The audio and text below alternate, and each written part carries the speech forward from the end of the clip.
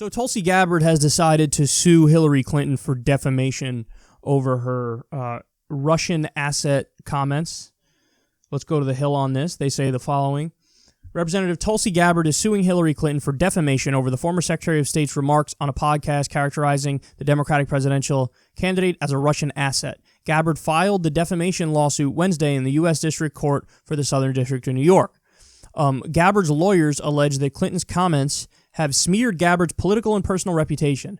Tulsi Gabbard is a loyal American civil servant who has also dedicated her life to protecting the safety of all Americans, Gabbard's lawyer Brian Dunn said in a statement.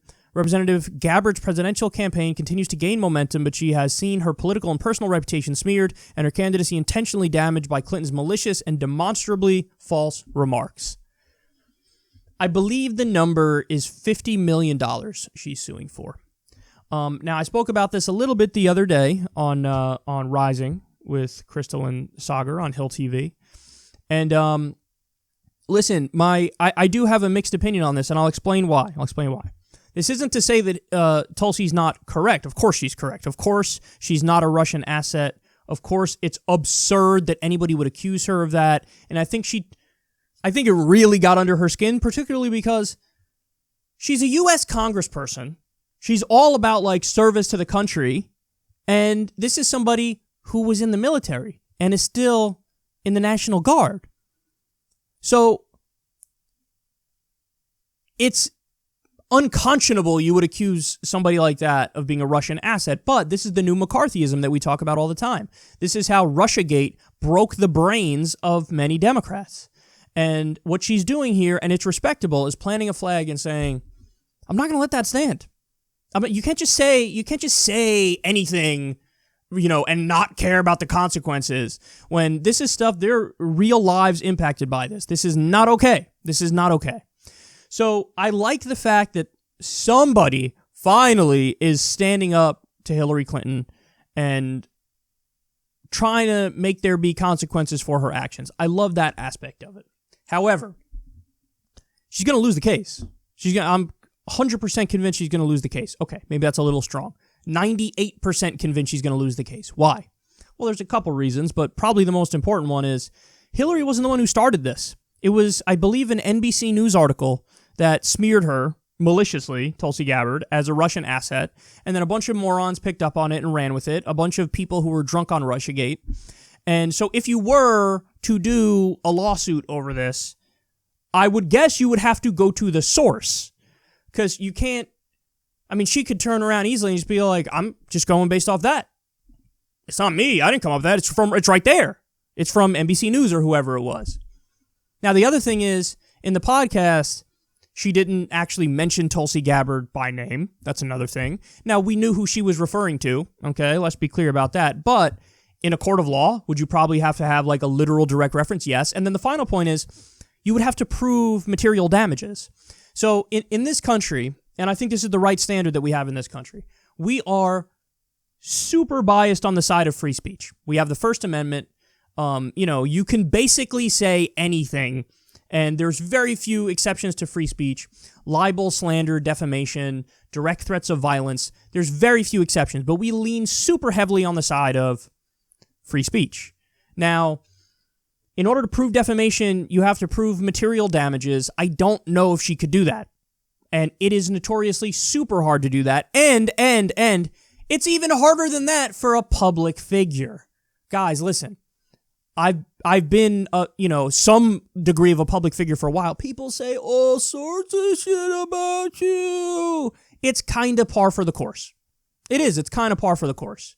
Now, that doesn't mean I don't sympathize with Tulsi Gabbard. I think she's 100% right on the substance of this. I think it's outrageous that they ever tried to make this argument against her in the first place. But yeah, I don't think she's going to win this case, and I don't even know if she thinks she's going to win this case. I think she's just doing it to make a point. I think she's just doing it to plant a flag and say, we're not going to let these smears go around out there anymore. Now, if it gets to the point of reputational damage, then yes, you do have a case for defamation, but you have to prove it. And also, guys, she went up in the polls after Hillary came after her. That could literally be a counter argument from Hillary's people in court. Like, okay, I accused her of that, and she went up in the polls. It helped her. that's kind of the opposite of reputational damage, isn't it? I think it is. So now, okay, final point is this. If people are mad at me for taking this position, whatever, I don't care. But what she's doing here is actually another reason why I think she should be VP now. Because Bernie has proven to me over and over and over, he's not going to be as aggressive as he needs to be to win. I think one of the main reasons Trump won is because he looked the establishment in the eye and he said, fuck off. And people respected that. And I think with Bernie, he has his own way of doing that. When Bernie crusades relentlessly for working class change and Medicare for all and free college, and he's relentless, that's his way of standing up to the establishment. But sometimes he pulls his punches in inconceivable ways, like apologizing for his surrogate, calling Joe Biden corrupt, like not punching back at Hillary when Hillary says crazy things about him. I need some voice in the room that's going to have that instinct of, no, we stand and we fight. And Tulsi Gabbard brings that in a way that no other candidate brings it. The fact that she was willing to go out there and call Hillary the queen of corruption and warmongering or whatever she called her. The fact that she called Trump Saudi Arabia's bitch. Like, Bernie wouldn't say that. Bernie wouldn't do that. But those are some of Tulsi Gabbard's finest moments, where she went up in the polls the most and where she got the most media recognition. And people were like, yeah, she's kind of right. So I need that instinct in the room with Bernie. The instinct of like, no. What? Oh, really? You're not going to fight back on this one? I need that voice in there. And she represents that voice. She would bring that voice. She would bring that fight. She would hit the left and the right. She'd hit the Democrats and the Republicans who come after Bernie and come after her. And, I think Bernie's team might be a little skittish because they think, oh, but the media doesn't like her. Good. That's a good thing. The media are paper tigers. They have, what was the number? I forget. It's like 19% or 13% of the country have a great deal of trust in the media. Nobody likes these people. The media's approval rating is lower than that of Donald Trump. So if the media comes after you, you should be thanking your lucky stars. Oh my God, thank you so much. I'm going to get a bump in my approval rating because these idiots who nobody likes are coming after me. Good. Lean into the fact the media doesn't like you. Pick somebody who you know is going to be aggressive, who you know is going to be on your side, who you know is very close to Bernie's ideology. She's the closest one in the race at this point. I mean, I don't even think that's an open question. With Elizabeth Warren selling out 47 different positions, watering down her Medicare for all, but at least Tulsi's bill is the Australian model when it comes to healthcare. The single payer plus. Now, I more agree with Bernie's bill, but hers is the closest to his. And I actually think she means it when she says, let's end the wars. So she's closest to him ideologically, and she also has that instinct that he needs moving forward, which is the fighting instinct, and she doesn't give a fuck who she pisses off. If she'll go after the Democrats, she'll go after the Republicans. When the media comes after her, she'll swat that aside. That's what we need. And unfortunately, Bernie has shown, and his campaign has shown, that oftentimes their instinct is the opposite. De-escalate. Why? Some of the dumbest, most loathsome people in the country are coming after you, and I don't want to get out of this situation. Why? Lean into it. That's what she brings.